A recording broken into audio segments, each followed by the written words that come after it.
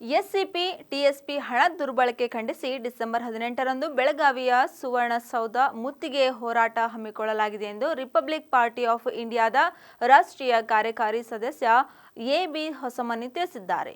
ಈ ಕುರಿತು ಮಾಧ್ಯಮದವರೊಂದಿಗೆ ಮಾತನಾಡಿದ ಅವರು, ರಿಪಬ್ಲಿಕ್ ಪಾರ್ಟಿ ಆಫ್ ಇಂಡಿಯಾ ಹಾಗೂ ವಿವಿಧ ಜನಪರ ಸಂಘಟನೆಗಳ ಆಶ್ರಯದಲ್ಲಿ ಎಸ್ಸಿಪಿ ಟಿಎಸ್ಪಿ ಹಣವನ್ನು ವಾಪಸ್ ನೀಡುವಂತೆ, ವಾಲ್ಮೀಕಿ ಭೂವಿ ಅಭಿವೃದ್ಧಿಗೆ ಹಣ ಬಿಡುಗಡೆ ಮಾಡುವಂತೆ ಹಾಗೂ ಬಿಪಿಎಲ್ ಕಾರ್ಡ್ದಾರರಿಗೆ ಸಮರ್ಪಕ ದಿನಸಿ ನೀಡುವುದು ಸೇರಿದಂತೆ ಆಗ್ರಹಿಸಿ ಡಿಸೆಂಬರ್ 18ರಂದು ಬೆಳಗಾವಿ ಸುವರ್ಣಸೌಧ ಮುತ್ತಿಗೆ ಹೋರಾಟ ಹಮ್ಮಿಕೊಳ್ಳಲಾಗಿದೆ ಎಂದು ತಿಳಿಸಿದರು. ಕಾಂಗ್ರೆಸ್ ಸರ್ಕಾರ ಅಧಿಕಾರ ಬಂದಾದ ಮೇಲೆ SC/ST ವಾಲ್ಮೀಕಿ ಅಭಿವೃದ್ಧಿ ನಿಗಮದ ಹಗರಣ ಆಗಿರ್ಬೋದು, ಭೂವಿ ಅಭಿವೃದ್ಧಿ ನಿಗಮ ಆಗಿರ್ಬೋದು, ಆಮೇಲೆ SCP TSP ಹಣ ದುರ್ಬಳಕೆ ಆಗಿರ್ಬೋದು, ಮುಡಾ ಹಗರಣ ಆಗಿರ್ಬೋದು, ಈ ಅನೇಕ ವಿಷಯಗಳನ್ನು ತೆಗೆದುಕೊಂಡು ನಾವು 1ನೇ ಹಂತದ ಹೋರಾಟವನ್ನು ನಾವು ಮುಗಿಸಿದ್ದೇವೆ. ಈ ವಿಷಯದಲ್ಲಿ ಮಾನ್ಯ ಸಮಾಜ ಕಲ್ಯಾಣ ಸಚಿವರಾದಂಥ ಡಾಕ್ಟರ್ H.C. ಮಾದೇಪ್ಪನವರು ತರಾತುರಿಯಲ್ಲಿ ಒಂದು ಸಭೆಯನ್ನು ಕರೆದರು. ಅವರ ಅಧ್ಯಕ್ಷತೆಯಲ್ಲೇ ಸಭೆಯನ್ನು ಕರೆದಿದ್ದರು.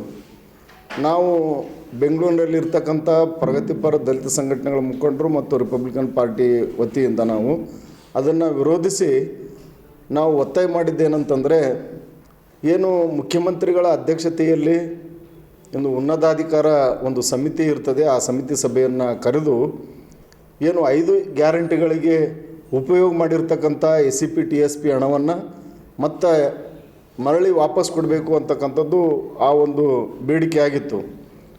ಆದರೂ ಕೂಡ ಇದುವರೆಗೆ ಏನು SCಯಲ್ಲಿರ್ತಕ್ಕಂಥ 101 ಜಾತಿ ಮತ್ತು STಯಲ್ಲಿರ್ತಕ್ಕಂಥ 52 ಜಾತಿಗಳು ಈ ಒಂದು ಜನಾಂಗದ ಅಭಿವೃದ್ಧಿಗಾಗಿ ವಿಶೇಷ ಘಟಕ ಯೋಜನೆ ಅಂದರೆ SCP TSP ಹಣ ಏನಿದೆ ಅದನ್ನು ಬಳಕೆ ಮಾಡಬೇಕು ಅಂತಕ್ಕಂಥದ್ದು ಉದ್ದೇಶ ಇದೆ. ಅವರೇ 70 ತಂದಿರೋದು. ಸೊ ಹೀಗಾಗಿ ಇಂಥ ಒಂದು ಪರಿಸ್ಥಿತಿಯಲ್ಲಿ ನಾವು 2ನೇ ಹಂತದ ಹೋರಾಟವನ್ನು ಡಿಸೆಂಬರ್ 18ನೇ ತಾರೀಕಿಗೆ ಬೆಳಗಾವಿಯಲ್ಲಿ ನಡೆಯುವಂಥ ಏನು ಅಧಿವೇಶನ ಇದೆ, ಆ ಸುವರ್ಣಸೌಧದ ಎದುರುಗಡೆ ಟೆಂಟ್ ನಂಬರ್ 6ರಲ್ಲಿ ನಾವು ಮುತ್ತಿಗೆ ಹಾಕಿ ಒಂದು ಪ್ರತಿಭಟನೆಯನ್ನು ಮಾಡಿ ನಾವು ಕೆಲವೊಂದು ಡಿಮ್ಯಾಂಡ್ಸ್ಗಳನ್ನು ನಾವು ಮತ್ತೆ ರಿಪೀಟ್ ಮಾಡ್ತಾ ಇದ್ದೇವೆ. ಏನು SCP TSP ಯೋಜನೆಯಲ್ಲಿ ಏನು ಸಾವಿರಾರು ಲಕ್ಷ ಹಣವನ್ನು ಬೇರೆ ಯೋಜನೆಗಳಿಗೆ ಬಳಸಿದ್ದಾರೆ, ಅದನ್ನು ವಾಪಸ್ ಕೊಡಬೇಕು ಕೂಡಲೇ ಅಂತೇಳಿ ಒತ್ತಾಯ ಮಾಡ್ತಾ ಇದ್ದೇವೆ. ಸರ್, ಈಗ 24,000 ಕೋಟಿಗೂ ಮೇಲಾಗಿದೆ ಸರ್. ಈಗ ಮೊದಲೇ ಒಂದು 13,000 ಅಂದ್ವಿ, ಅದನ್ನೆಲ್ಲ ಸೇರಿ ಟೋಟಲ್ 24,000 ಮೇಲ್ಪಟ್ಟು ದುರುಪಯೋಗ ಆಗಿದೆ.